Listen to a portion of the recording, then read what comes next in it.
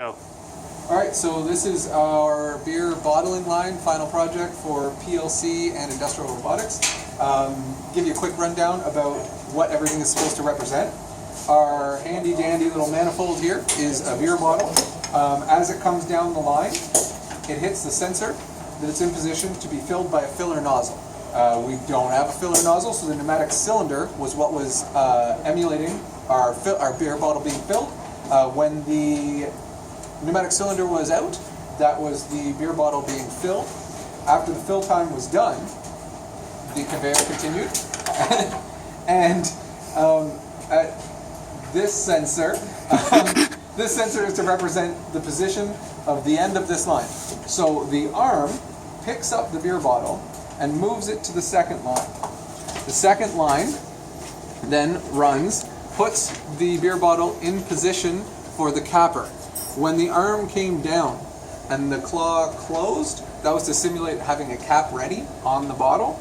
And then when it gave it a quick twist, that was it pressing the cap onto the bottle. Then after the capper was done, it continued down the line, hit the final sensor, which is the end of the position. So this is to simulate the bottle being picked up and packaged, and then but what the arm did was brought it back over here, because that is then the arm loading a new bottle to continue the line, thus completing our beer bottle line.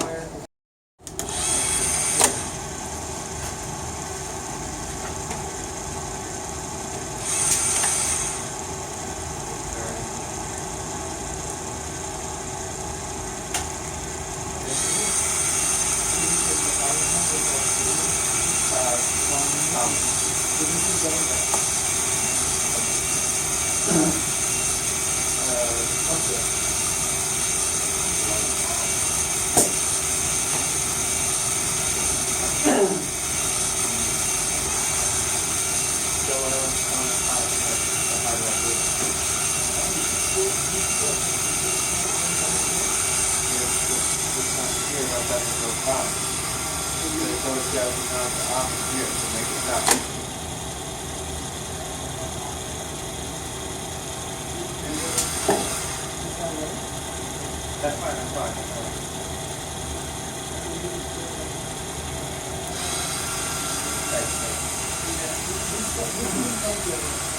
Yes.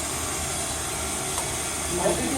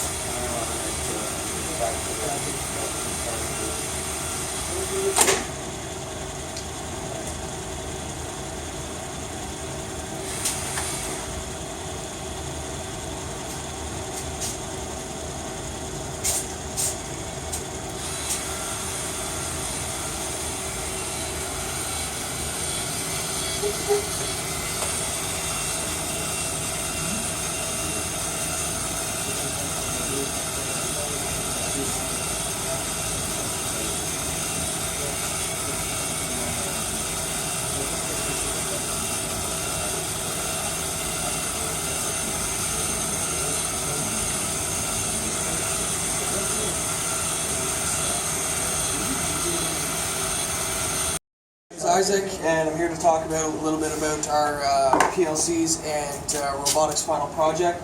Just to sum up everything we did here, it was a 4-stage process with a PLC master running a robot slave.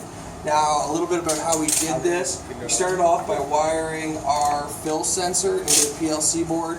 From the PLC board, the board communicated to a pneumatic piston, which simulated our fill system. Now, as the bottle continued to move down the line, it reached the second sensor. Sensor 2 was also connected to the PLC board, which in turn was connected to the I/O board of the robot. Then that process communicated to the robot to activate and move the bottle from belt 1 to belt 2. Once the bottle reached belt 2, it eventually made its way down to sensor 3. Once sensor 3 was triggered, the PLC board in turn told the I/O board to tell the robot that it needed to come into position to put the cap on. Now, after that position was done, the robot then communicated to the PLC board to start activating belt 2 again. From that point, sensor 4 is eventually activated where belt 2 again stops. At that point, the PLC board communicates to the I/O board, which communicates to the robot that it is time to pick the bottle up off of the line. Now, a couple interesting things about our project here. The PLC and the robot were actually programmed on separate computers, so that actually made it quite interesting to do our project. And of course, we are dinosaur themed for awesomeness and bonus marks. I hope you enjoyed our project. Have a good one.